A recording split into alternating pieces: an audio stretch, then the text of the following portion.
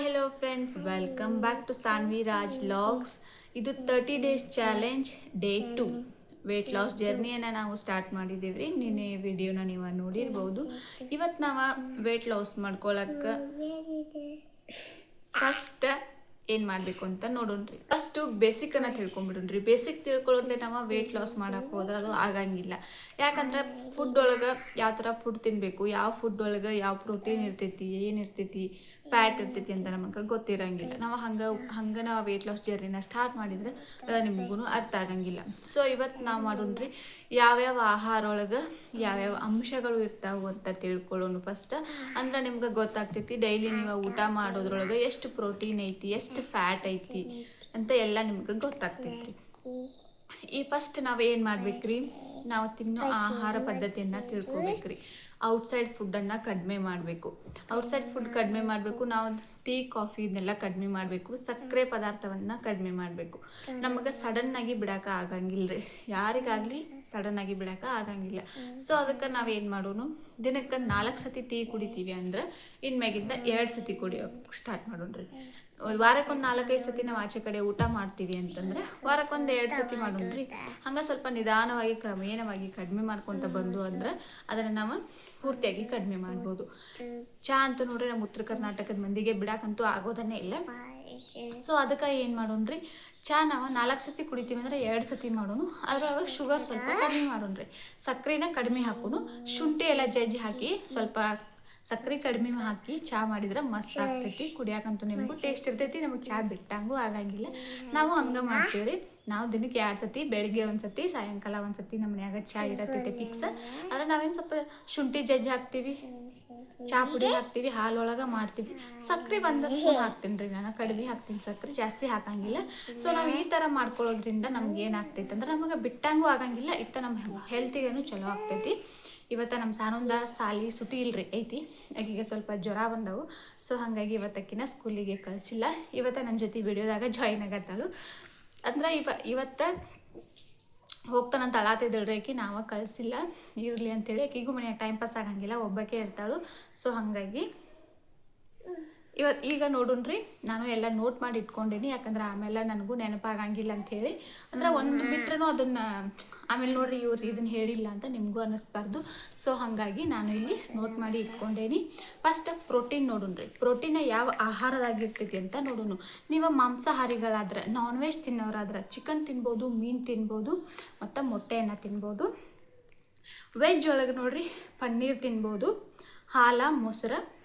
ಕಾಳುಗಳೊಳಗೆ ಹೆಸರು ಕಾಳು, ತೊಗರಿ ಬೇಳೆ ಮತ್ತು ಕಡ್ಲಿ ಒಳಗೆ ಪ್ರೋಟೀನ್ ಇರ್ತೈತ್ರಿ. ಈ ಯಾವುದಾದ್ರೂ ಒಂದನ್ನು ನಾವು ಡೈಲಿ ನಮ್ಮ ಆಹಾರದೊಳಗೆ ಸೇರಿಸ್ಕೋಬೇಕು. ಇನ್ನು ನೆಕ್ಸ್ಟ್ ನೋಡೋಣ್ರಿ ಫ್ಯಾಟ್ ನೋಡೋಣ್ರಿ. ಫ್ಯಾಟ ಬಾದಾಮಿ ಮತ್ತು ಅಕ್ರೋಡ, ಗೋಡಂಬಿ, ಕಡಲೆಕಾಯಿ, ಎಳ್ಳು, ಅಗಸೆ ಬೀಜ, ಚಿಯಾ ಬೀಜ, ಅವಕಾಡೋ ಇದ್ರೊಳಗೆ ಫ್ಯಾಟ್ ಅಂಶ ಜಾಸ್ತಿ ಇರ್ತೈತ್ರಿ. ಇದೆಲ್ಲ ಆರೋಗ್ಯಕ್ಕೆ ತುಂಬಾ ಒಳ್ಳೇದ್ರಿ. ಇದನ್ನೆಲ್ಲ ನಾವು ಡೈಲಿ ರಾತ್ರಿ ನೆನೆಸಿ ಅವಕಾಡೋ, ಬಾದಾಮಿ, ಗೋಡಂಬಿ, ಕಡಲೆಕಾಳು ಅಂದರೆ ಶೇಂಗಾರಿ, ಇವನ್ನೆಲ್ಲ ನಾವು ರಾತ್ರಿ ನೆನೆಸಿ ಬೆಳಿಗ್ಗೆ ತಿನ್ನೋದ್ರಿಂದ ಹೆಲ್ತಿಗೆ ತುಂಬಾ ಒಳ್ಳೆಯದು. ಆಮೇಲೆ ಕಾರ್ಬ್ಸ್ ನೋಡೋಣ್ರಿ. ಕಾರ್ಬೋಹೈಡ್ರೇಟ್ಸ್ ಇದು ಅಕ್ಕಿ, ರಾಗಿ, ಜೋಳ, ಓಟ್ಸ್, ಗೋಧಿ ಚಪಾತಿ, ಆಲೂಗಡ್ಡೆ, ಸಿಹಿಗೆಣಸು, ಬಾಳೆಹಣ್ಣು ಇದ್ರೊಳಗೆ ನಮಗೆ ಸಿಗ್ತೈತ್ರಿ. ನಾವು ಅನ್ನ ಜಾಸ್ತಿ ಉಣ್ಬಾರ್ದು ಅಂತ ಹೇಳ್ತೀವಿ. ಸೊ ಹಾಗಾಗಿ ಇಷ್ಟು ರೈಸ್ ನಮಗೆ, 1 ಬೌಲ್ ರೈಸ್ ನಮ್ಗೆ ಒಂದು ದಿನಕ್ಕೆ ಸಾಕು ಅನ್ನಿಸ್ತೈತ್ರಿ. ಮಧ್ಯಾಹ್ನ ಒಂದಿಷ್ಟು ರೈಸು, ನೈಟ್ ಒಂದಿಷ್ಟು ರೈಸು ಸಾಕು ನಮ್ಗೆ. ನೆಕ್ಸ್ಟ್ ನೋಡೋಣ್ರಿ, ಈಗ ಫೈಬರ್ ಹೆಚ್ಚಿರುವಂಥ ಅಂಶಗಳನ್ನ ನೋಡೋಣ್ರಿ. ಫೈಬರ್ ಜಾಸ್ತಿ ಹಸಿ ತರಕಾರಿ ಒಳಗೆ ಇರ್ತೈತಿ. ನೆಕ್ಸ್ಟ್ ಹಸಿ ತರಕಾರಿ ಅಂದರೆ ಸೊಪ್ಪು ಇರ್ತಾವಲ್ರಿ, ಆ ಸೊಪ್ಪು ಒಳಗೆ ಇರ್ತೈತ್ರಿ. ಆಮೇಲೆ ಕ್ಯಾರೆಟು, ಸೌತೆಕಾಯಿ, ಬ್ರೊಕೋಲಿ, ಸೇಬು ಹಣ್ಣು, ಪೇರಳೆ ಹಣ್ಣು, ಓಟ್ಸ್ ಮತ್ತು ಬೀನ್ಸ್ ಮತ್ತು ಕಾಳುಗಳದಾಗ ಫೈಬರ್ ಅಂಶ ಹೆಚ್ಚಿರ್ತೈತಿ. ಡೈಲಿ ನಮ್ಗೆ ನಮ್ಮ ಆಹಾರದೊಳಗೆ 1 ಸೊಪ್ಪನ್ನು ನಾವು ಅಳವಡಿಸ್ಕೊಳ್ಬೇಕ್ರಿ. ಅಂದರೆ ಡೈಲಿ ನಮ್ಗೆ 1 ಸೊಪ್ಪು ಅಗತ್ಯ. ನಾವು 1 ಸೊಪ್ಪನ್ನು ತಿನ್ನಲೇಬೇಕು. ನಮ್ಮ ಉತ್ತರ ಕರ್ನಾಟಕದ ಸೈಡ್ ಅನ್ನೋದಕ್ಕಿಂತ ಈ ಕಡೆ ನಮ್ಮ ಬೈಲಹೊಂಗಲ್ ಸೈಡ್ ಅಂತೂ ಬ್ರೊಕೋಲಿ ಸಿಗಂಗಿಲ್ಲ ರೀ. ನಾನು ಭಾಳಷ್ಟು ನೋಡಿದ್ದೀನಿ, ಬ್ರೊಕೋಲಿ ಅಂತ ನನಗಂತೂ ಸಿಕ್ಕಿಲ್ಲ. ಅದು ಬಿಟ್ಟು ಜಾಸ್ತಿ ಕ್ಯಾಲೋರೀಸ್ ಇರುವಂಥದ್ದು, ನಮ್ಮ ದೇಹಕ್ಕೆ ಭಾಳಷ್ಟು ಶಕ್ತಿಯನ್ನು ನೀಡುವಂಥದ್ದು. ಹಾಂ ಬರೀ ಅಪ್ಪಾಜಿ, ನಮ್ಮ ದೇಹಕ್ಕೆ ಭಾಳಷ್ಟು ಶಕ್ತಿಯನ್ನು ನೀಡುವಂಥವು ಇವ್ರಿ ಚಪಾತಿ, ಬಾಳೆಹಣ್ಣು, ಒಣ ಹಣ್ಣುಗಳು ಅಂತಂದ್ರೆ ಇವರಿ ಬಾದಾಮಿ, ಗೋಡಂಬಿ, ಅಕ್ರೋಡ ಇವ ಒಣ ಹಣ್ಣುಗಳು ಅಂತಂದ್ರೆ ಕಡಲೆಕಾಯಿ, ತುಪ್ಪ, ಹಾಲು ಮತ್ತು ಪನ್ನೀರು. ಇದು ನಮಗೆ ಜಾಸ್ತಿ ಶಕ್ತಿಯನ್ನು ನೀಡುವಂಥದ್ರಿ.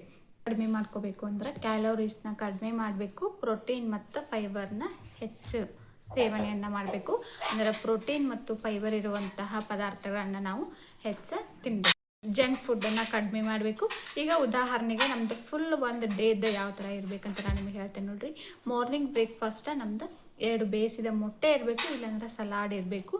ಸಕ್ಕರೆ ಇಲ್ಲದೆ ಇರುವಂತಹ ಅಂದರೆ ಸ್ವಲ್ಪ ಕಡಿಮೆ ಇರುವಂತಹ ಚಹಾ ಅಥವಾ ಕಾಫಿ. ಮಧ್ಯಾಹ್ನದ ಊಟ ಯಾವ ಥರ ಇರಬೇಕಂದ್ರೆ 2 ಚಪಾತಿ, 1 ಬೌಲಷ್ಟು ಅನ್ನ.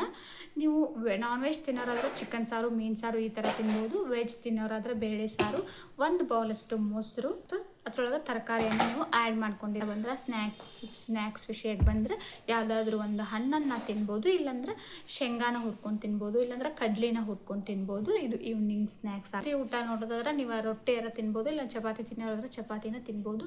2 ಚಪಾತಿ ತಿನ್ನಿರಿ, 1 ಬೌಲಷ್ಟು ತರಕಾರಿ ಪಲ್ಯ ಇರಲಿ, ಇಲ್ಲ ಅಂದರೆ ಪನ್ನೀರ್ ಪಲ್ಯ ಇರಲಿ, ಈ ಥರ ಯಾವುದಾದ್ರೂ ಒಂದು ಪಲ್ಯ ಇರಲಿ. ಮೊಟ್ಟೆ ತಿಂತೀರಂದ್ರೆ ಮೊಟ್ಟೆನ ತಿನ್ಬೋದು. ಇದು ನಮ್ಮದು ಫುಲ್ ಡೇ ರುಟೀನ್ ಆಗ್ತದೆ.